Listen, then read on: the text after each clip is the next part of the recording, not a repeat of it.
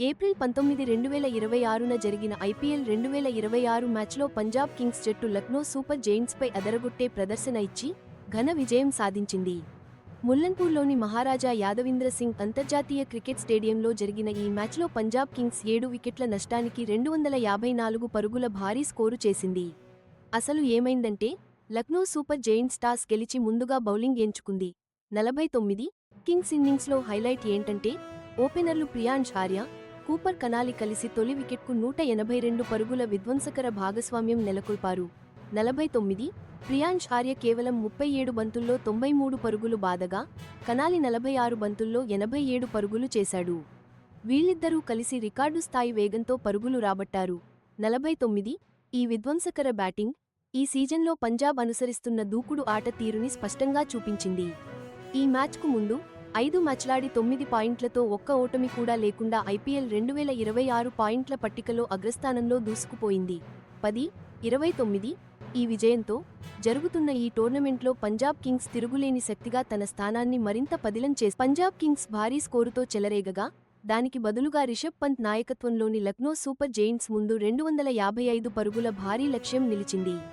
అంత పెద్ద టార్గెట్ అయినా ఎల్ఎస్జీ బ్యాటర్ల నుండి మంచి సహకారంతో గట్టి పోటీ ఇచ్చింది. 29 కెప్టెన్ రిషబ్ పంత్ ముందుండి నడిపించాడు. 23 బంతుల్లో 43 పరుగులు చేశాడు. 35 ఐడెన్ మార్క్రామ్ కూడా 22 బంతుల్లో 42 పరుగులు చేసి సూపర్ జెయింట్స్ స్కోరుకు తోడయ్యాడు. 36 ఎల్ఎస్జీ మేనేజ్మెంట్ ఒక ఆసక్తికరమైన వ్యూహాన్ని అమలు చేసింది. ఆయుష్ బదోనిని ఓపెనింగ్కు పంపి 21 బంతుల్లో 35 పరుగులు చేయించాడు. 47-24 పంజాబ్ కొత్త బంతి దాడిని, ముఖ్యంగా కింగ్స్ బౌలింగ్ విజయాలలో కీలక పాత్ర పోషిస్తున్న పేసర్ హర్ష్దీప్ సింగ్ను కట్టడి చేయడమే ఈ వ్యూహం వెనుక ఉద్దేశ్యం.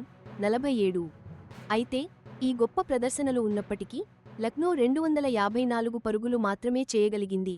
47 ఈ సీజన్లో సూపర్ జెయింట్స్ స్థిరత్వం లేని ఆట వారిని 5 మ్యాచ్లలో 4 పాయింట్లతో లీగ్ పట్టికలో 8వ స్థానంలో నిలిపింది. 10-29 టోర్నమెంట్ ముందుకు సాగుతున్న కొద్దీ ఈ పరిస్థితిని చక్కదిద్దుకోవాలని వారు చూస్తారు. Punjab Kings, Lucknow super giants మధ్య హోరాహోరీ పోరు ఈ హై స్కోరింగ్ మ్యాచ్తో మరో కొత్త అధ్యాయాన్ని రాసింది. గత రికార్డుల ప్రకారం ఈ రెండు ఫ్రాంచైజీల హెడ్ టు హెడ్ రికార్డు సమంగా ఉంది. ఈ మ్యాచ్కు ముందు జరిగిన 6 మ్యాచ్లలో ఇరు జట్లు చెరో 3 మ్యాచ్లు గెలిచాయి. అయితే ఏప్రిల్ 19న పంజాబ్ కింగ్స్ విజయం సాధించడంతో హెడ్ టు హెడ్ రికార్డు ఇప్పుడు పంజాబ్ కింగ్స్ పీబీకేఎస్ కు అనుకూలంగా 4-3గా మారింది. ఈ మ్యాచ్లు ఎప్పుడూ భారీ స్కోర్లకు ప్రసిద్ధి. ఈ పోటీలో అత్యధిక జట్టు score record Lucknow super giants పేరిట ఉంది.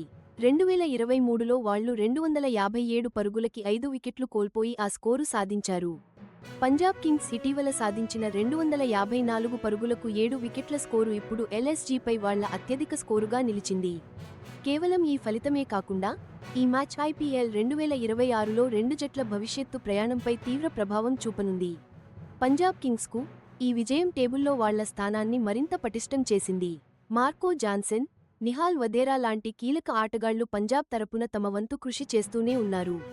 సూపర్ జెయింట్స్ విషయానికి వస్తే మిచెల్ మార్ష్, హిమ్మత్ సింగ్, ఎం.